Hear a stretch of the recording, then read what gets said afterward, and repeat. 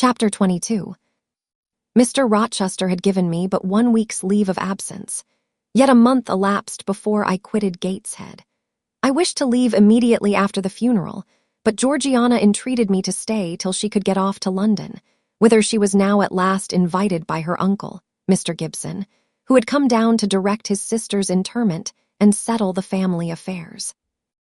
Georgiana said she dreaded being left alone with Eliza. From her she got neither sympathy in her dejection, support in her fears, nor aid in her preparations.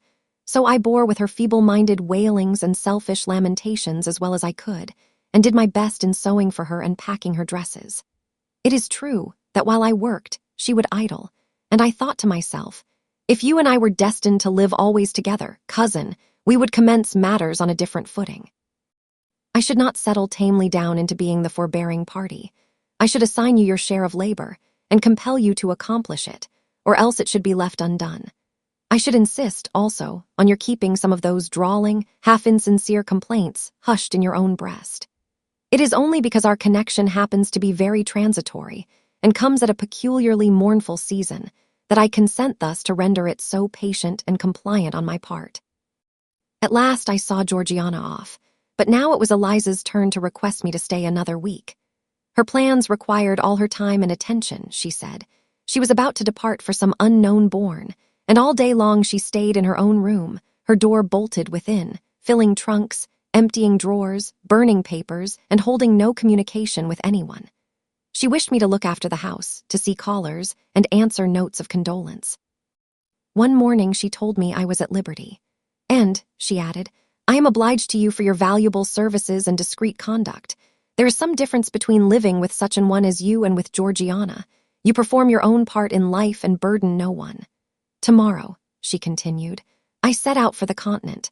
I shall take up my abode in a religious house near Lisle, a nunnery you would call it. There I shall be quiet and unmolested. I shall devote myself for a time to the examination of the Roman Catholic dogmas and to a careful study of the workings of their system. If I find it to be, as I half suspect it is, the one best calculated to ensure the doing of all things decently and in order, I shall embrace the tenets of Rome and probably take the veil. I neither expressed surprise at this resolution nor attempted to dissuade her from it. The vocation will fit you to a hair, I thought. Much good may it do you. When we parted, she said, Goodbye, cousin Jane Eyre. I wish you well. You have some sense. I then returned, You are not without sense, cousin Eliza, but what you have, I suppose, in another year will be walled up alive in a French convent. However, it is not my business, and so it suits you, I don't much care. You are in the right, said she, and with these words we each went our separate way. As I shall not have occasion to refer either to her or her sister again, I may as well mention here that Georgiana made an advantageous match with a wealthy, worn-out man of fashion, and that Eliza actually took the veil, and is at this day superior of the convent where she passed the period of her novitiate, and which she endowed with her fortune. How people feel when they are returning home from an absence, long or short, I did not know. I had never experienced the sensation. I had known what it was to come back to Gateshead when a child after a long walk, to be scolded for looking cold or gloomy, and later, what it was to come back from church to load, to long for a plenteous meal and a good fire, and to be unable to get either. Neither of these returnings was very pleasant or desirable. No magnet drew me to a given point, increasing in its strength of attraction the nearer I came. The return to Thornfield was yet to be tried. My journey seemed tedious, very tedious. 50 miles one day, a night spent at an inn, 50 miles the next day. During the first 12 hours I thought of Mrs. Reed in her last moments. I saw her disfigured and discolored face and heard her strangely altered voice. I mused on the funeral day, the coffin, the hearse, the black train of tenants and servants. Few was the number of relatives, the gaping vault, the silent church, the solemn service. Then I thought of Eliza and Georgiana. I beheld one the cynosure of a ballroom, the other the inmate of a convent cell, and I dwelt on and analyzed their separate peculiarities of person and character. The evening arrival at the great town of scattered these thoughts. Night gave them quite another turn. Laid down on my traveler's bed, I left reminiscence for anticipation. I was going back to Thornfield, but But how long was I to stay there? Not long, of that I was sure. I had heard from Mrs. Fairfax in the interim of my absence. The party at the hall was dispersed. Mr. Rochester had left for London 3 weeks ago, but he was then expected to return in a fortnight. Mrs. Fairfax surmised that he was gone to make arrangements for his wedding, as he had talked of purchasing a new carriage. She said the idea of his marrying Miss Ingram still seemed strange to her, but from what everybody said, and from what she had herself seen, she could no longer doubt that the event would shortly take place. "You would be strangely incredulous if you did doubt it," was my mental comment. "I don't doubt it." The question followed, where was I to go? I dreamt of Miss Ingram all the night. In a vivid morning dream, I saw her closing the gates of Thornfield against me and pointing me out another road, and Mr. Rochester looked on with his arms folded, smiling sardonically, as it seemed, at both her and me. I had not notified to Mrs. Fairfax the exact day of my return, for I did not wish either car or carriage to meet me at Millcote. I proposed to walk the distance quietly by myself, and very quietly, after leaving my box in the ostler's care, did I slip away from the George Inn, about 6 o'clock of a June evening, and take the old road to Thornfield, a road which lay chiefly through fields and was now little frequented. It was not a bright or splendid summer evening, though fair and soft. The haymakers were at work all along the road, and the sky, though far from cloudless, was such as promised well for the future. Its blue, where blue was visible, was mild and settled, and its cloud strata high and thin. The west, too, was warm. No watery gleam chilled it. It seemed as if there was a fire lit, an altar burning behind its screen of marbled vapor, and out of apertures shone a golden redness. I felt glad as the road shortened before me, so glad that I stopped once to ask myself what that joy meant, and to remind reason that it was not to my home I was going, or to a permanent resting place, or to a place where fond friends looked out for me and waited my arrival. "Mrs. Fairfax will smile you a calm welcome, to be sure," said I, "and little Adele will clap her hands and jump to see you, but you know very well you are thinking of another than they, and that he is not thinking of you." But what is so headstrong as youth? What so blind as inexperience? These affirmed that it was pleasure enough to have the privilege of again looking on Mr. Rochester, whether he looked on me or not, and they added, "Hasten, hasten, be with him while you may, but a few more days or weeks at most, and you are parted from him forever."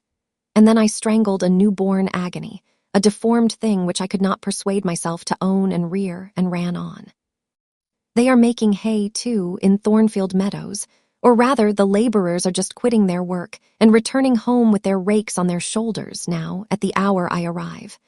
I have but a field or two to traverse, and then I shall cross the road and reach the gates. How full the hedges are of roses, but I have no time to gather any. I want to be at the house. I passed a tall briar, shooting leafy and flowery branches across the path. I see the narrow stile with stone steps, and I see Mr. Rochester sitting there, a book and a pencil in his hand. He is writing. Well, he is not a ghost, yet every nerve I have is unstrung. For a moment I am beyond my own mastery. What does it mean? I did not think I should tremble in this way when I saw him, or lose my voice or the power of motion in his presence. I will go back as soon as I can stir. I need not make an absolute fool of myself. I know another way to the house. It does not signify if I knew 20 ways, for he has seen me. "Hillo," he cries, and he puts up his book and his pencil. "There you are, come on if you please." I suppose I do come on, though in what fashion I know not, being scarcely cognizant of my movements and solicitous only to appear calm, and above all to control the working muscles of my face, which I feel rebel insolently against my will and struggle to express what I had resolved to conceal. But I have a veil. It is down. I may make shift yet to behave with decent composure. "And this is Jane Eyre. Are you coming from Millcote and on foot?" "Yes, just one of your tricks, not to send for a carriage and come clattering over street and road like a common mortal, but to steal into the vicinage of your home along with twilight, just as if you were a dream or a shade. What the deuce have you done with yourself this last month?" "I have been with my aunt, sir, who is dead." A true Janian reply. Good angels be my guard. She comes from the other world, from the abode of people who are dead, and tells me so when she meets me alone here in the gloaming. If I dared, I'd touch you to see if you are substance or shadow, you elf. But I'd as soon offer to take hold of a blue ignis fatuus light in a marsh. Truant, he added, when he had paused an instant. Absent from me a whole month and forgetting me quite, I'll be sworn. I knew there would be pleasure in meeting my master again, even though broken by the fear that he was so soon to cease to be my master, and by the knowledge that I was nothing to him. But there was ever in Mr. Rochester, so at least I thought, such a wealth of the power of communicating happiness, that to taste but of the crumbs he scattered to stray and stranger birds like me was to feast genially. His last words were balm. They seemed to imply that it imported something to him whether I forgot him or not. And he had spoken of Thornfield as my home. Would that it were my home. He did not leave the stile, and I hardly liked to ask to go by. I inquired soon if he had not been to London. Yes, I suppose you found that out by second sight. Mrs. Fairfax told me in a letter. And did she inform you what I went to do? Oh, yes, sir. Everybody knew your errand. You must see the carriage, Jane, and tell me if you don't think it will suit Mrs. Rochester exactly, and whether she won't look like Queen Boadicea, leaning back against those purple cushions. I wish, Jane, I were a trifle better adapted to match with her externally. Tell me now, fairy as you are, can't you give me a charm or a philter or something of that sort to make me a handsome man? It would be past the power of magic, sir. And in thought, I added, a loving eye is all the charm needed. To such you are handsome enough, or rather your sternness has a power beyond beauty. Mr. Rochester had sometimes read my unspoken thoughts with an acumen to me incomprehensible. In the present instance, he took no notice of my abrupt vocal response, but he smiled at me with a certain smile he had of his own, and which he used but on rare occasions. He seemed to think it too good for common purposes. It was the real sunshine of feeling. He shed it over me now. Pass, Janet, said he, making room for me to cross the stile. Go up home and stay your weary little wandering feet at a friend's threshold. All I had now to do was to obey him in silence, no need for me to colloquize further. I got over the stile without a word and meant to leave him calmly. An impulse held me fast, a force turned me round. I said, or something in me said for me and in spite of me. Thank you, Mr. Rochester, for your great kindness. I am strangely glad to get back again to you, and wherever you are is my home, my only home.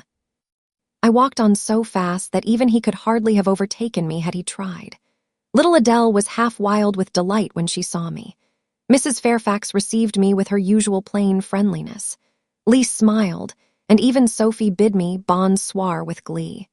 This was very pleasant. There is no happiness like that of being loved by your fellow creatures, and feeling that your presence is an addition to their comfort. I that evening shut my eyes resolutely against the future. I stopped my ears against the voice that kept warning me of near separation and coming grief. When tea was over and Mrs. Fairfax had taken her knitting, and I had assumed a low seat near her, and Adele, kneeling on the carpet, had nestled close up to me, and a sense of mutual affection seemed to surround us with a ring of golden peace, I uttered a silent prayer that we might not be parted far or soon. But when, as we thus sat, Mr. Rochester entered, unannounced, and looking at us, seemed to take pleasure in the spectacle of a group so amicable. When he said he supposed the old lady was all right now that she had got her adopted daughter back again, and added that he saw Adele was prêt à croquer sa petite maman anglaise, I half ventured to hope that he would, even after his marriage, keep us together somewhere under the shelter of his protection, and not quite exiled from the sunshine of his presence. A fortnight of dubious calm succeeded my return to Thornfield Hall. Nothing was said of the master's marriage, and I saw no preparation going on for such an event. Almost every day I asked Mrs. Fairfax if she had yet heard anything decided. Her answer was always in the negative. Once she said she had actually put the question to Mr. Rochester as to when he was going to bring his bride home, but he had answered her only by a joke and one of his queer looks, and she could not tell what to make of him. One thing specially surprised me, and that was, there were no journeyings backward and forward, no visits to Ingram Park. To be sure, it was 20 miles off, on the borders of another county, but what was that distance to an ardent lover? To so practiced and indefatigable a horseman as Mr. Rochester, it would be but a morning's ride. I began to cherish hopes I had no right to conceive, that the match was broken off, that rumor had been mistaken, that one or both parties had changed their minds. I used to look at my master's face to see if it were sad or fierce, but I could not remember the time when it had been so uniformly clear of clouds or evil feelings. If, in the moments I and my pupils spent with him, I lacked spirits and sank into inevitable dejection, he became even gay. Never had he called me more frequently to his presence, never been kinder to me when there, and alas, never had I loved him so well.